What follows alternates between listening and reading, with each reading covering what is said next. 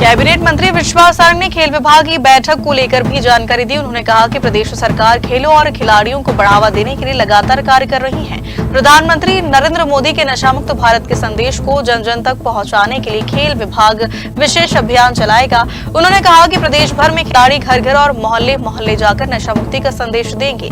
अभियान के माध्यम से लोगों को यह संकल्प दिलाया जाएगा कि न स्वयं नशा करेंगे और न ही दूसरों को नशा करने देंगे।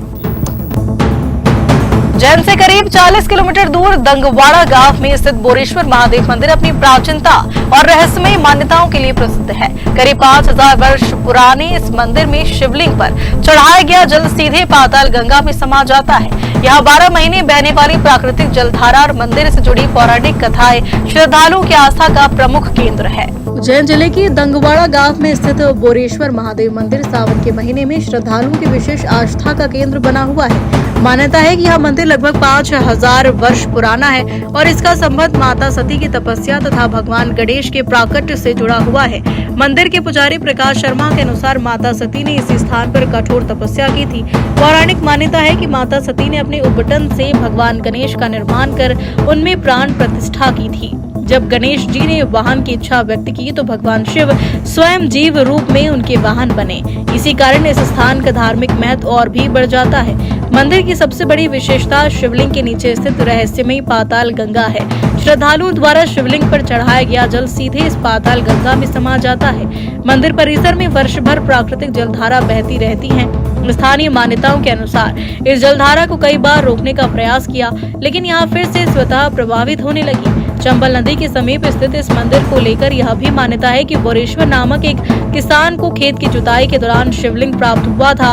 इसके बाद यहाँ भगवान शिव की स्थापना की गई और तभी से यह स्थान बोरेश्वर महादेव के नाम से प्रसिद्ध हो गया। श्रद्धालुओं का विश्वास है कि यहाँ सच्चे मन से दर्शन और पूजा करने पर सभी मनोकामनाएं पूर्ण होती हैं।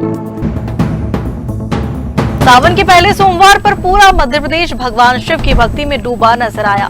उज्जैन के श्री महाकालेश्वर से लेकर ओमकारेश्वर, भोजेश्वर, मंतगेश्वर, पशुपतिनाथ और प्रदेश के अन्य प्रमुख शिवालयों में तड़के से ही श्रद्धालुओं का जनसैलाब उमड़ पड़ा। श्रावण मास के पहले सोमवार पर उज्जैन, ओमकारेश्वर, भोजपुर, खजुराहो, मंदसौर, टीकमगढ़, दमोह, ग्वालियर, भोपाल, रायसेन, हरदा और उमरिया सहित प्रदेश भर के प्रमुख शिव मंदिरों में लाखों श्रद्धालु भगवान भोलेनाथ के दर्शन के लिए पहुंचे।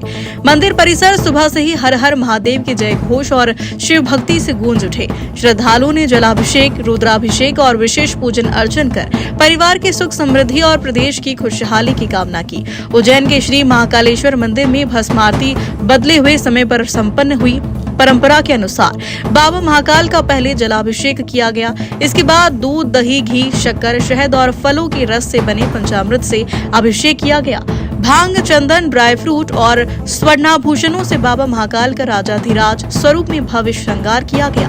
भगवान गणेश, माता पार्वती और भगवान कार्तिकेय का पूजन कर महाकाल को फल, मिष्ठान का भोग अर्पित किया। महानिर्वाणी अखाड़े की ओर से भगवान महाकाल को पवित्र भस्म अर्पित की गई। मान्यता है कि भस्म अर्पण के बाद भगवान महाकाल निराकार से साकार स्वरूप में भक्तों को दर्शन देते हैं। भस्म आरती के दौरान पूरा मंदिर हर हर महादेव और जय श्री महाकाल के जय घोष से गूंज उठा और श्रद्धालुओं ने भाव विभोर होकर बाबा का आशीर्वाद प्राप्त किया। दिव्य श्रृंगार किया गया, बिल्कुल मनमोहक श्रृंगार किया गया। भांग, ड्राई फ्रूट्स, त्रिपुंड, चंद्र, नेत्र सब लगा करके विशेष बाबा का श्रृंगार किया गया। उसके बाद में बाबा महाकाल जी को 56 भोग लगाया गया। विशेष भारतीय जनता पार्टी के वरिष्ठ नेता, मध्य प्रदेश के पूर्व कैबिनेट मंत्री और 6 बार विधायक रहे पारस चंद्र जैन का सोमवार को 77 वर्ष की आयु में निधन हो गया। वे पिछले कुछ दिनों से अस्वस्थ थे और इंदौर के एक निजी अस्पताल में उनका उपचार चल रहा था। भाजपा के वरिष्ठ नेता और मध्य प्रदेश के पूर्व कैबिनेट मंत्री पारस चंद्र जैन ने सोमवार को इंदौर के एक निजी अस्पताल में अंतिम सांस ली। 77 वर्षीय पारस जैन पिछले कुछ दिनों से गंभीर स्वास्थ्य समस्याओं से जूझ रहे थे। उनके फेफड़ों में पानी भरने के बाद उन्हें अस्पताल में भर्ती करवाया था। पारस चंद्र जैन प्रदेश की राजनीति का एक जाना माना चेहरा थे। वे उज्जैन उत्तर विधानसभा क्षेत्र से 6 बार विधायक चुने गए और शिवराज सिंह चौहान सरकार में उच्च शिक्षा, स्कूल शिक्षा, वन, ऊर्जा, खाद्य एवं नागरिक आपूर्ति तथा उपभोक्ता संरक्षण जैसे महत्वपूर्ण विभागों की जिम्मेदारी संभाल चुके थे। पहलवान नेता के नाम से प्रसिद्ध पारस जैन अपने सरल, सहज और मिलनसार स्वभाव के लिए भी जाने जाते थे। मंत्री रहने के बावजूद वे अक्सर उज्जैन की सड़कों पर स्कूटर से घूमकर लोगों से मिलते थे।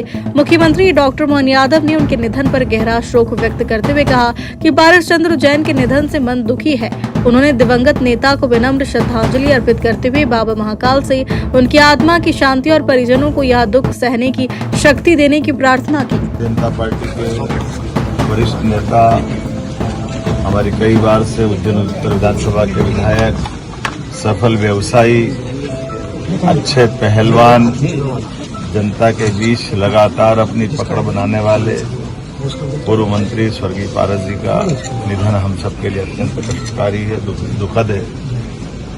उनके जीवन के कई सारे ऐसे अच्छे प्रसंग अपने मंत्रिमंडल के साथ में रहते हुए उज्जैन के लिए भी और प्रदेश के लिए भी कई सारी सौगात उन्होंने दी है। अखाड़े में उनकी अपनी पहचान और उनकी रुचि का विषय रहता था। मैं बाबा महाकाल से कामना करता हूं उनको अपने चरणों में स्थान दे। मेरी विनम्र श्रद्धांजलि मध्य प्रदेश सरकार की ओर से श्रद्धांजलि। आज हमने अपने विधायक माननीय अनिल जैन कालोड़ा जी प्रभारी मंत्री देवास नगर निगम परिसर में आयोजित शपथ ग्रहण समारोह में नव मनोनीत 8 एल्डरमैन ने पद एवं गोपनीयता की शपथ ली। अपर जिला दंडाधिकारी ने चेतन योगी, दिनेश सांखला, सचिन सोनी, राजेश यादव, हरीश देवलिया, अर्जुन यादव, संतोष वर्मा और प्रिया शर्मा को शपथ दिलाई। समारोह में विधायक गायत्री राजे पवार, भाजपा जिलाध्यक्ष रायसिंह सैंधव, नगर निगम आयुक्त सहित जनप्रतिनिधि, अधिकारी और बड़ी संख्या में भाजपा कार्यकर्ता उपस्थित रहे। शपथ ग्रहण के बाद सभी नवनियुक्त एल्डरमैन का पुष्पमालाओं से स्वागत किया और उन्हें नई जिम्मेदारी के लिए शुभकामनाएं दी गई। कार्यक्रम के दौरान नगर निगम परिसर में उत्साह का माहौल रहा। उपस्थित अतिथियों ने विश्वास जताया कि सभी एल्डरमैन नगर निगम के विकास कार्यों में सक्रिय भूमिका निभाते हुए शहर के विकास और जनहित के लिए कार्य करेंगे।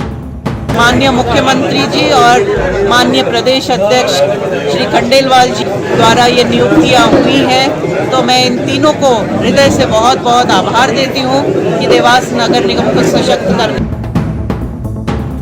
रतलाम शहर के मानक चौक थाना क्षेत्र में दिल दहला देने वाली वारदात सामने आई है। सुनार बावड़ी इलाके में पारिवारिक विवाद के बाद एक पति ने अपनी पत्नी की कथित तौर पर गला दबाकर और चाकू से हमला कर हत्या कर दी। पुलिस ने आरोपी पति को मौके से गिरफ्तार कर लिया है। रतलाम के सुनार बावड़ी क्षेत्र में 32 वर्षीय रुकैया की कथित तौर पर उसके पति अली असगर ने हत्या कर दी।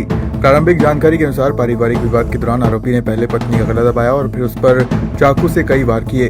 घटना के समय घर में मौजूद 8 वर्षीय बेटी के शोर मचाने पर पड़ोसी मौके पर पहुंचे और आरोपी को पकड़कर पुलिस के हवाले कर दिया। सूचना मिलते ही मानक चौक थाना पुलिस और एफएसएल टीम मौके पर पहुंची। एफएसएल अधिकारी अतुल मित्तल ने घटनास्थल पर साक्ष्य जुटाए। पुलिस ने शव को पोस्टमार्टम के लिए भेज दिया और मामले की जांच शुरू कर दी है। मृतका अपने पिछले 8 साल की बेटी और 2 साल के बेटे को छोड़ गई है। पुलिस आरोपी से पूछताछ कर हत्या के कारणों की विस्तृत जाँच कर रही है। घर में क्या कुछ हो रहा है? पड़ोसी के पास जोर से चिल्लाने की आवाज आई शब्बीर भाई के पास में, तो वो बाहर आए और हमको ले गए अंदर। एकदम बुलाया हमको 4-5 जने को, तो मैं सब्जी लेकर आ ही रहा था, तो मैंने थैली भी वहीं स्टैंड पर रख के मैं भी भग के आया। हम 4-5 जने भग के अंदर गए और हमको देखा तो हमका रोंगटा खड़ा हुआ है, तो हमारे हाँ करने लग गया होता। हम बाहर आ गए फिर एकदम। किस तरह से बैठा था वो उसको महिला? अरे बिल्कुल छाती में बैठा हुआ था। बुरहानपुर के सिंधीपुरा, बुधवारा, शिकारपुरा, शनवारा और आसपास के क्षेत्रों में लंबे समय से बारिश के दौरान जलभराव की समस्या बनी हुई थी। क्षेत्रवासियों के अनुसार अब नालों के चैनलाइजेशन, सीमेंटीकरण और जल निकासी व्यवस्था में सुधार के बाद स्थिति में बड़ा बदलाव आया है। इसी के बाद स्थानीय नागरिक, विधायक एवं पूर्व कैबिनेट मंत्री अर्चना चिटनिस के निवास पहुंचे और पुष्पमालाओं से उनका स्वागत कर आभार व्यक्त किया। अर्चना चिटनिस ने कहा कि नागरिकों की वर्षों पुरानी समस्याओं का स्थायी समाधान ही जनसेवा का उद्देश्य है। उन्होंने बताया कि राज्य आपदा मोचन निधि से स्वीकृत राशि के माध्यम से नालों के निर्माण और शहर में सीमेंट कंक्रीट सड़कों का विकास कराया गया। वहीं स्थानीय नागरिकों ने दावा किया कि अब बारिश के दौरान घरों और दुकानों में पानी नहीं भरता और आवागमन भी सुचारू रहता है।